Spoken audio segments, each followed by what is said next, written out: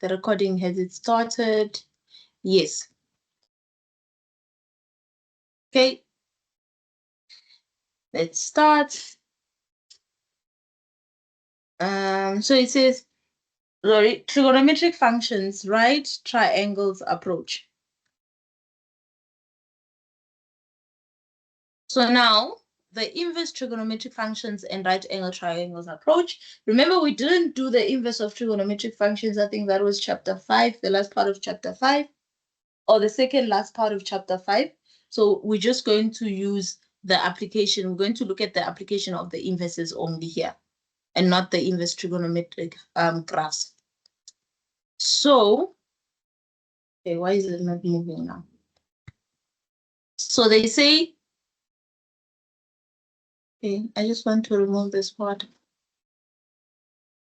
So what we need to know here, we're going to look at the inverse sine, inverse cosine, and inverse tangent functions. They say, let's first consider the sine function. We restrict the domain of the sine functions to angle theta, where theta is between pi over 2 and negative pi over 2. So this is what they are talking about. So from figure 1, we see that on this domain, the sine function attains each of these values in the interval. So they'll get -1 and 1. So sine of theta will get values between -1 and 1 exactly once. And so it is a one-to-one function. Now they say similar, we restrict the domains of cosine and tangent as shown in figure 1. On these restriction domains, we can define the inverse of each of these functions, meaning that because of those restrictions, and because it's one of the chapters that we didn't cover, but because of those restrictions, we can see that the inverse of the functions of the cos and the sine and the tan function, they are one-to-one function on those particular restrictions. Are we all together? Yes or no? Yes, ma'am. We're together. So now they're saying, by definition, the inverse of a function, you know that x sine of y implies that sine of y is equal to x. I think you remember that relationship by defining the inverse of a function. Yes, because you interchange the y and the x. Are we all together there? Yes or no?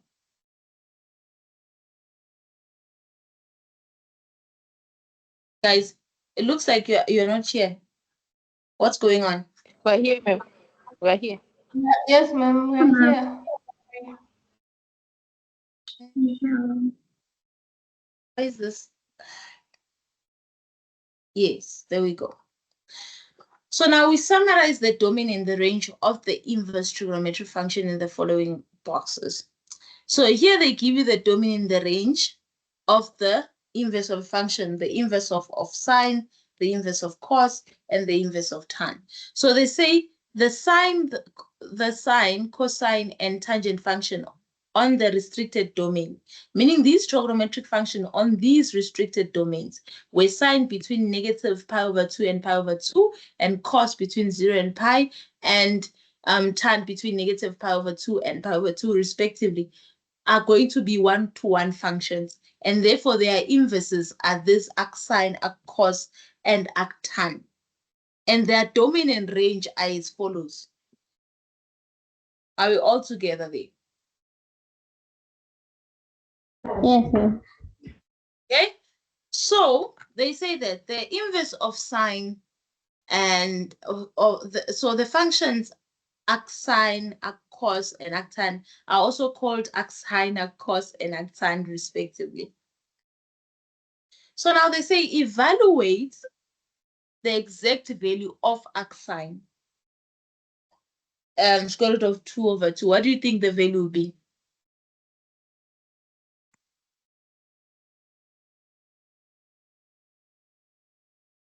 What do you think the values will be, guys? Pi over 3.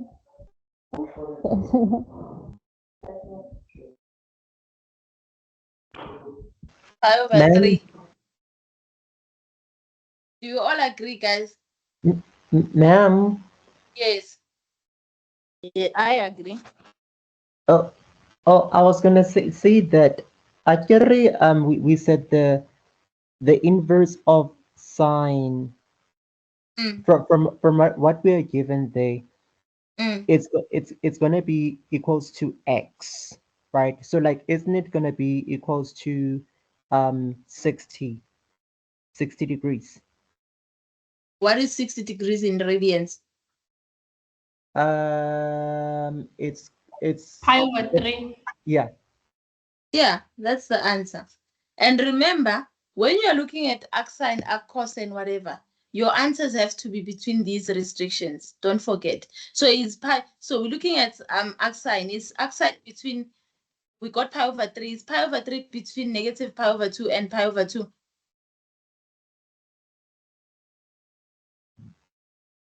Hmm?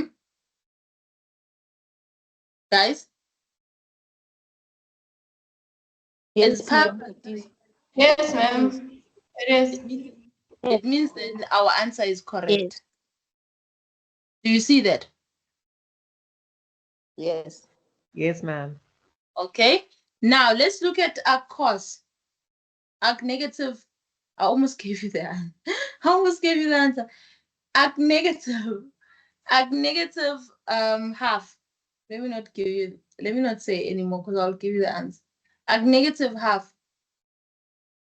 What is the answer?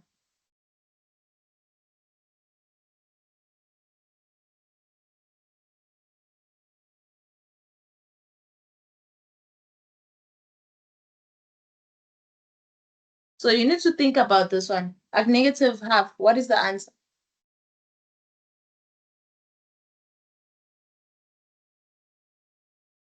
Guys, Is it negative 2 pi over 3, ma'am? Is it 2 pi over 3? Yeah, isn't it gonna Let's- be 2 pi over 3, ma'am? let's go to the restriction of arc cos. It has to be between 0 and pi. Why 2 pi over 3? Because it's between 0 and pi.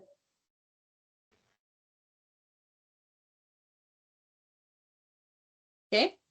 Do you all understand how they got the 2 pi over 3?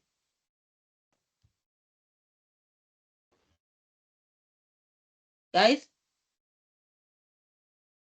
Do you all understand how they got the 2 pi over 3? Can you please explain, ma'am? Okay.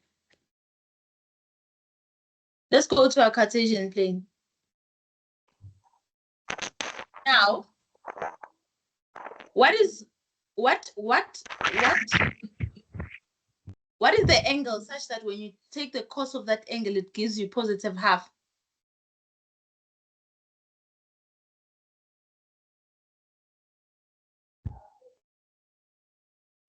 Hmm? Guys? What is that Pi angle? over 6. Pi over 6. Is it pi over 6? Yes, ma'am. What are the points for No, pi it's over 6? pi over 3. Oh, It's pi over 3, 60 degrees. Okay. So let's write You want the that. positive mode. So now we know pi over 3 will give us what? Will give us give me the points. 1 over 2 Is it 1 over 2 and the the x value? 3. yes. Yes, 1 over ma'am. Yes, ma'am. 2 It is 1 1 over over and 2 2 and root 3 over root 3 2. over 2. right? Now, where can I get a negative half is when what happens? When we move the to the quadrant. second quadrant, Yes, with what? Pi over 3 again. So meaning that if we move with pi over 3, which we know 60, it will be somewhere here. So this will be what? This will be 2 pi over 3. Because I know when I'm here, this will be negative 1 over 2 and root 3 over 2. So this is where this half comes from. So then my answer will be 2 pi over 3. Are we all together, guys? Yes or no? Yes, ma'am. Yes, ma'am. Thank you. The last one is very easy. Otherwise, you'll get into trouble.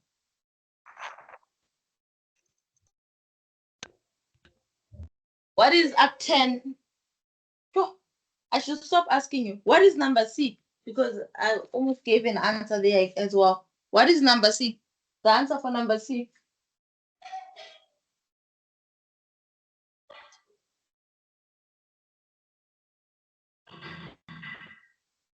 Guys, what is the answer for number C?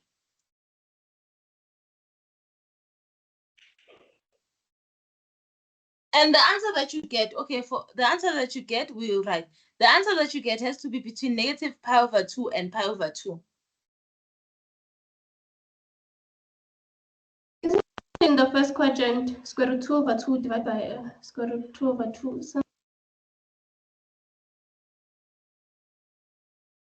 So you're saying it's square root 2 over 2 divided by square root of 2 over 2.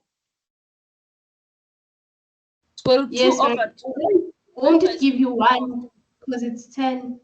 Well done. But then what is this? What is the angle for this that is giving you square root 2 over 2? Huh? Pi over 4, ma'am. Pi over 4. Pi There we over go. So Pi over 4, ma'am.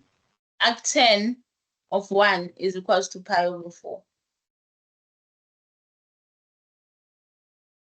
Do you see how it rolls? Huh? Guys, do you see how this car moves? Yes or Yes, no? ma'am. Thank you. Okay, let's start. Let's see if our answers are right. Let's see. We are right. We are right. And we are right. There we go.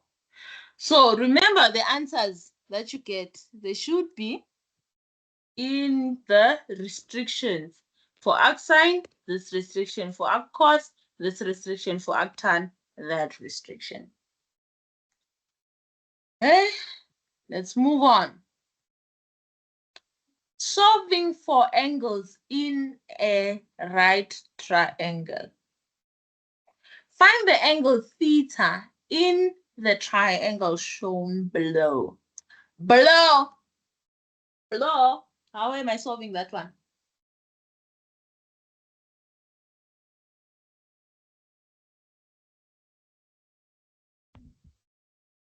How am I solving that one, guys? Let's John? use sine. Okay, why are we using sine? Because we are given the hypotenuse and the opposite. There we go. So then we say sine of theta is equals to up over half. Then this is equals to 10 over 50, which is equals to 1 over 5. Then sine of theta is equals to 1 over 5. Then because you are looking for theta, you then say arcsine 1 over 5. And you can leave, I'll leave it like this in the exam. I will not want you to use a calculator. Are we all together there? Yes, ma'am. Yes, ma'am. Yes. Ma'am, will I be... Oh, no. I'm going to be wrong if I use the Pythagoras theorem. Sorry, ma'am. Sorry. Ma'am, a question. If would I find a question where they say, like a question like this, find the angle theta in radians? Can I get a question like that maybe? Yes, you can. But here, isn't that I don't want you to use a calculator. But yes, you can. Okay. Because what will happen is, for example, if this was sine, I want to think of a value. 1. 1 is too much, eh? One will have a lot of values. So let's say if this had, yeah, sine 1. What would be theta there for sine 1? Pi over 2. Well done. Theta will be 90 degrees, which is pi over 2. Do you see that? So that's in radians. Because I won't make you use calculators. That's the thing. Okay, ma'am, I see that. Thank you. Okay. Discharge. Let's see if we are correct here. We are correct here. Yeah, well, we are correct, but then they use the calculator here. Evaluating expressions involving inverse trigonometric functions. Let's see. Halala. Let's do this one. What is the answer? How can you find this one, guys? Interesting. Interesting.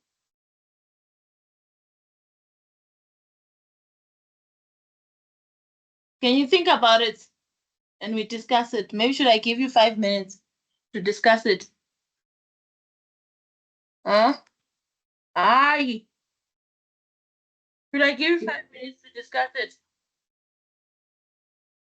Discuss one. Ma'am, Huh? ma'am, Yes. I'm uh, listening. okay, the way I'm seeing it, like, aren't we first gonna have to determine the value of, was it sine inverse arc sine of 3 over 5? Yes. Then after that, we can like determine the value of cos of the value we got for arc sine 3 over 5. Yes, but then now you need to know that you're not allowed to use a calculator. Yes, ma'am. So what will be arc sine 3 over 5? Because you're not allowed to use a calculator.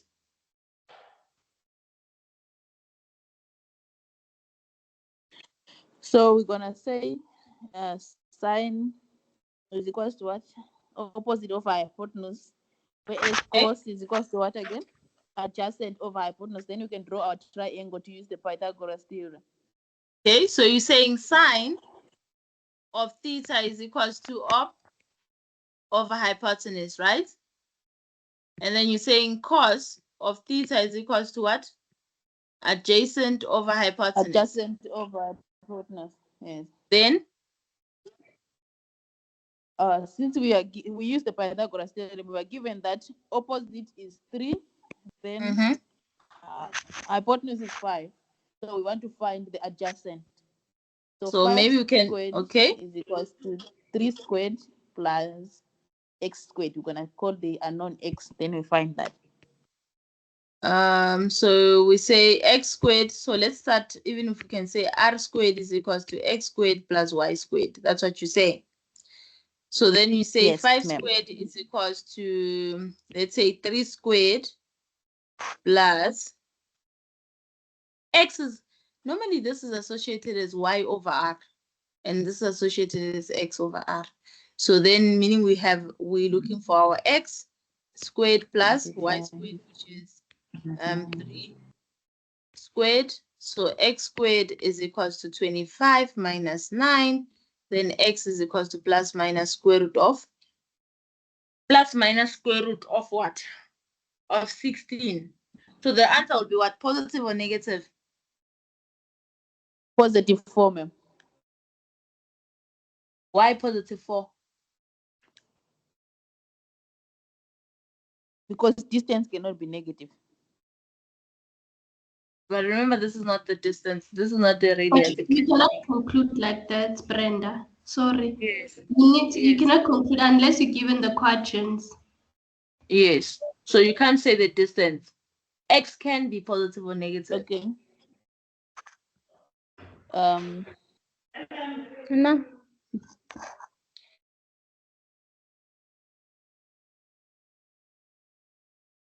So let's conclude there.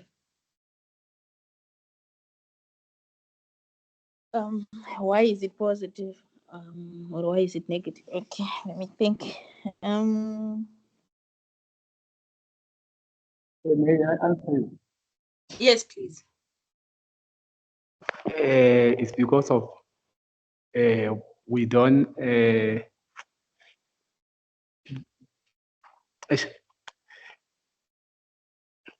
know, ma'am. Just pass. Just think something. Okay, no problem. Remember, Yeah. you remember X can be positive and X can be negative, but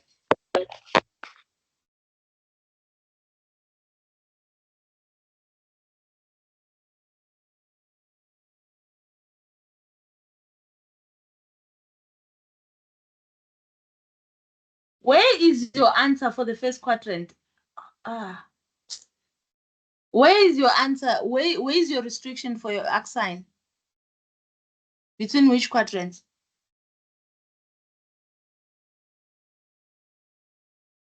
Guys? Where is X sign restricted? Between what? Between quadrant 1 and 4. And then there, where is your X sign restricted? The answer for X sign, where is it restricted? Between quadrant 1 and? Oh, okay. So meaning X will be what? In this case, our X will be what? Positive.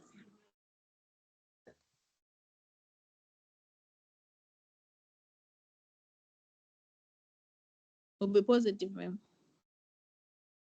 So X will be 4. So meaning that your triangle, yes, will be, let's say this is X, this is Y, this is R. So X will be 4, 3, and what? 3 and 5. Now theta will be here. Do you see that? Am I writing something on the or my Ma'am? network is delayed? I don't know. Yes, I'm writing something.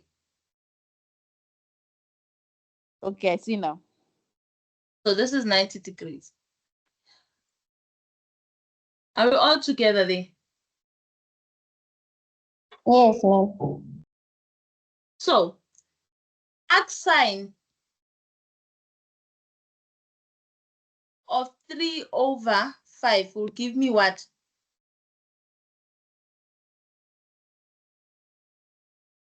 I want you to think here. Arc sine of 3/5 will give me what? According to that triangle.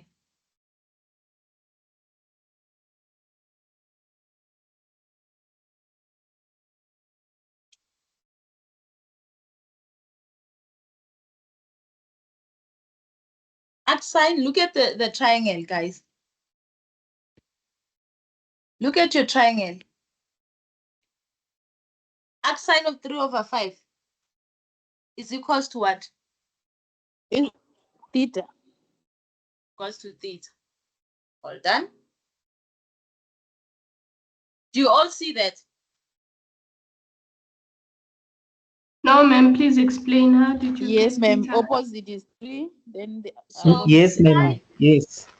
of theta is equals to opposite over hypotenuse, Which is which is 3/5. 3/5. Meaning that arc sine of theta is what? Arc sine of 3/5 now, not theta. Of 3/5 is what? Is equals to theta. Are we all together there? Yes or no? Yes, ma'am. Yes, ma'am. Now that we found arc sine of theta, arc sine of 3/5 is what? Is theta. Then we go and substitute here. So cos of sine of -3/5, we go and substitute. We found that is theta. So cos theta is equals to what?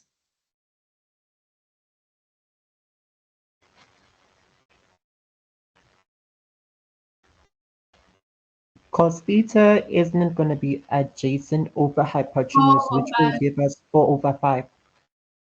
4/5. Well done. And that's how you solve the problem.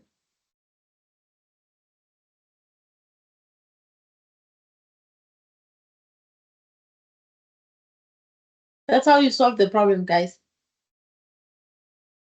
Was it a bit confusing? Yes, ma'am. No. Okay. Ma'am, the quadrants, sorry, ma'am, to disturb you. How did you conclude about the quadrants for you to get a positive 4? It's because where is your sign restricted? Remember the domains of sign, arc sign.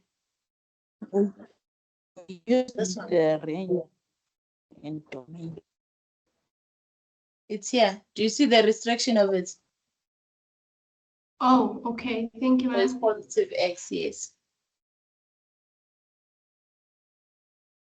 Okay. Now, there's another way again of finding it. Can someone think about it?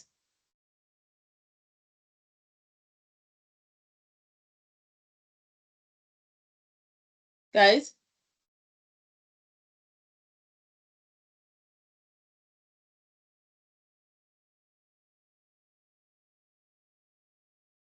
Or should I give you a clue before you think about it? So another way Yes, of ma'am. Give us a clue. finding. It's use the Pythagoras theorem where you will write one in terms of the other.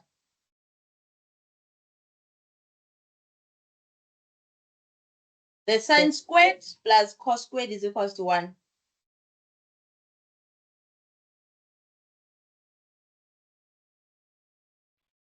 Sine squared theta plus cos squared theta is equal to 1. Yes, that one.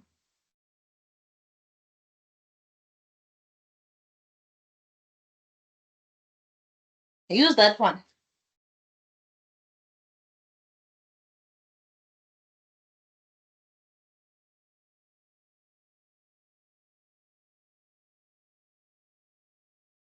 Mm?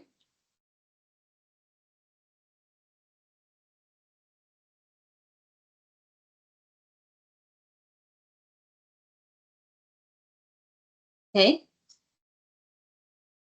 Guys, I'm waiting for you. Ma'am. I'm busy with it. Okay, who else is busy You want working? me to do it here? No, do it and then Or do you want the answer? Okay. do it now, and then let's see how your brain was, what your brain was saying. And the others, try it as well, guys. Okay, so I'll say since sine squared theta we're given Wait. 3/5. Wait. I think let's go for a word. Where's the word? Word. We deleted our Word documents. Word.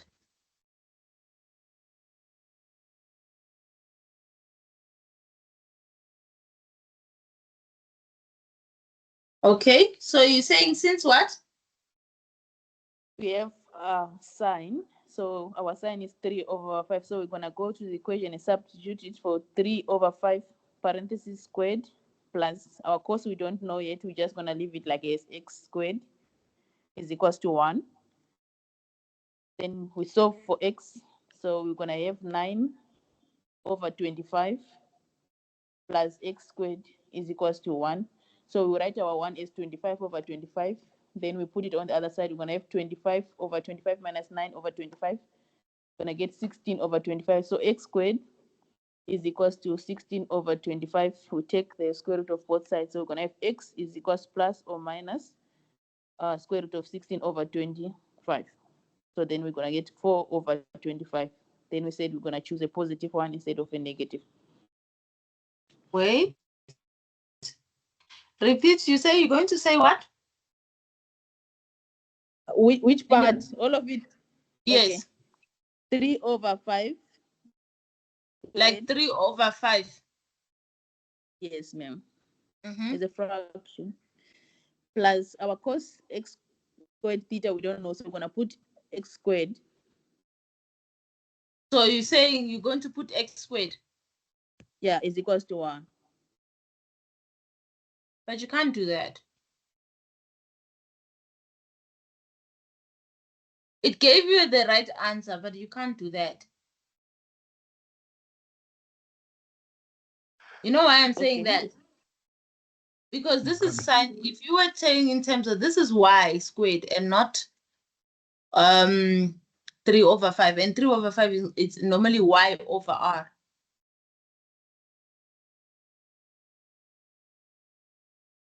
Do you see that? Okay. Yeah. Yes, ma'am.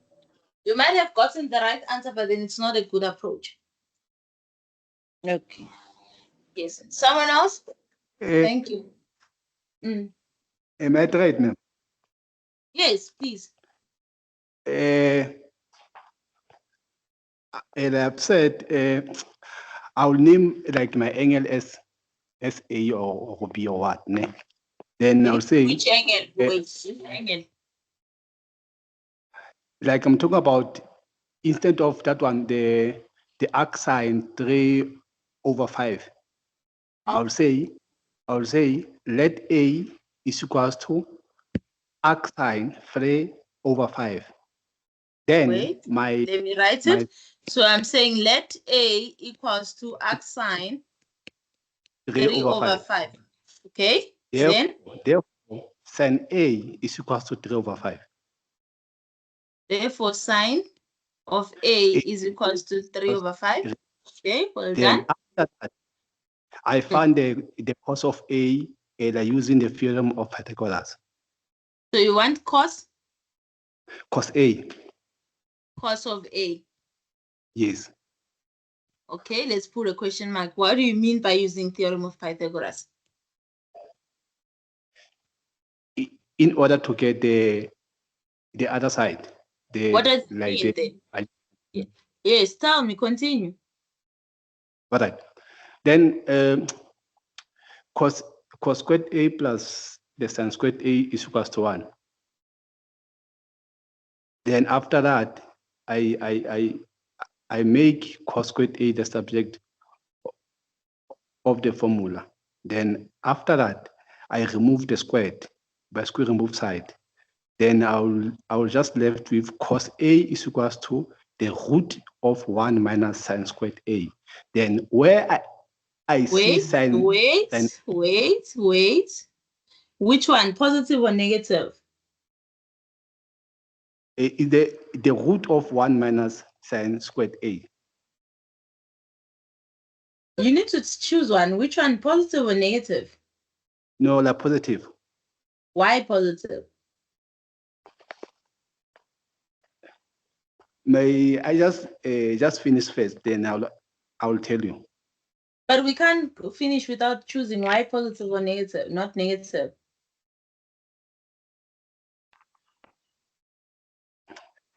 Positive because of the restriction. Yeah. Restriction of what in this case?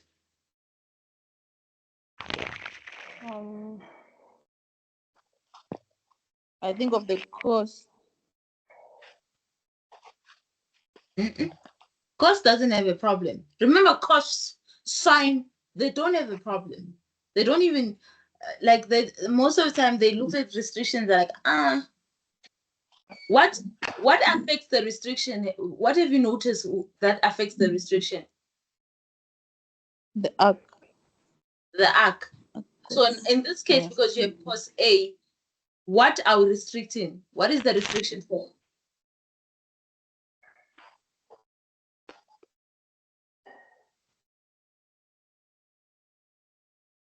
The restriction for A. Because A is the, Negative. Pi over 2 and pi over 2. and we know that because it's arc sine, the restriction, it will always be, the angle will always be between here and here. Yes. Do you see that? And in the Cartesian plane, if the angle is Yes, between ma'am. there and there, cos is positive or negative? Guys? I don't Cos will know. be, because the restriction of this is here, negative pi over 2 and pi over 2. Cos will be positive or negative in these quadrants? Positive. No, Forever positive. Positive. So that It's means positive. that cos of A is equals to positive root of 1 minus sine squared A. Okay, well done. Let's continue. Then I do what? Then like where I see sine A, I put 3 over 5. Okay. Sine A. Yes. But I have sine A, sine No, squared A here. 1 minus into sin A, Okay. the close bracket, to the power of 2. What I wanted. Well done. I don't know why I'm putting cube. Yes. Then the root of 1 minus, where I see sin A, I put 3 over 5 squared. I put inside the bracket and squared. Are you all together, guys? Yes, ma'am. Yes, ma'am. Okay. So then where I see that, I go 1 minus 3 over 5 squared. Then After that, the 3 squared is 9 over is 16. It's 16 over 25, if I'm not doing mistakes. well done, which is equals to It's equals to 4. 20. well done. High five on that. Virtual high five. Do you see that, guys? Yes, ma'am. Another way was that instead of changing sine A like this, you could have substituted the way it is. 5 minutes. Does it make sense? Yes. Instead of saying square root, like at this point here, you could have done this and say cos of A is equals to plus square root of 1 minus sine squared A. So I know my A. So then I say square root of 1 minus sine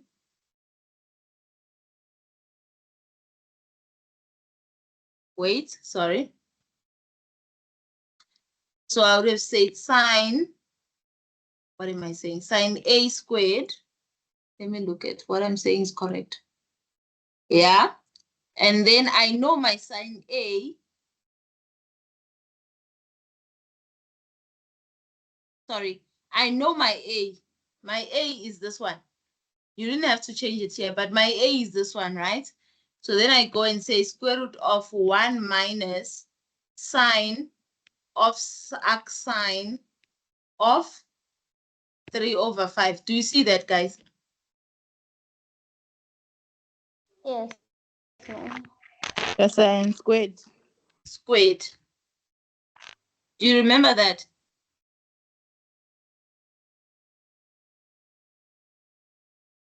Let me write it properly. I think people don't see it. Where I I see don't my supposed A, to square the sign only, not the sign.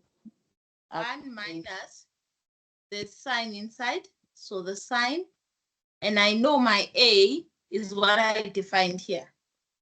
So I go and substitute. So it's arc sine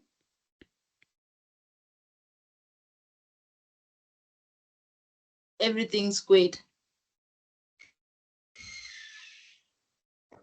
Can someone remind me something? Assignment 3. What is the answer there? What is this? In here, what is the answer for this?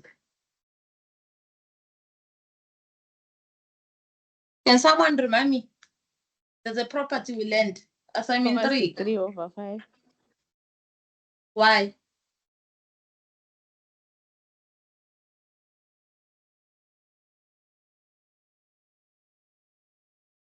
Why? Don't you remember the property of an inverse function, guys? If you have a function and then you put the composition of that with its inverse function, this is equals to x. And if you have the same thing, this is equals to x. You forgot about that. No, ma'am. They're invertible. There we go. So this is equals to root of 1 minus 3 over 5. So this is equals to root of 16 over 25. This is equals to 4 over 5. Don't forget what you have learned because it's exactly what I'm going to take out in the exam.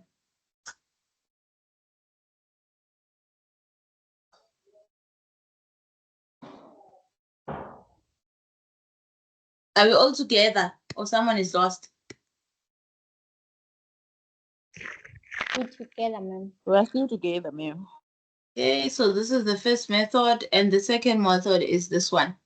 Oh, it's called the cancellation property of the inverse function. That says if you have the sign and then you put the inside the sign, you put the inverse of sign, the composition function, the composition of the inverse and its function gives you x, or the composition of the function and the inverse gives you x. So this is what we got here. They said, let you, well done, well done, well done, oh, well done, well done to us. And that was the end of the section. Any question on this work before I discharge?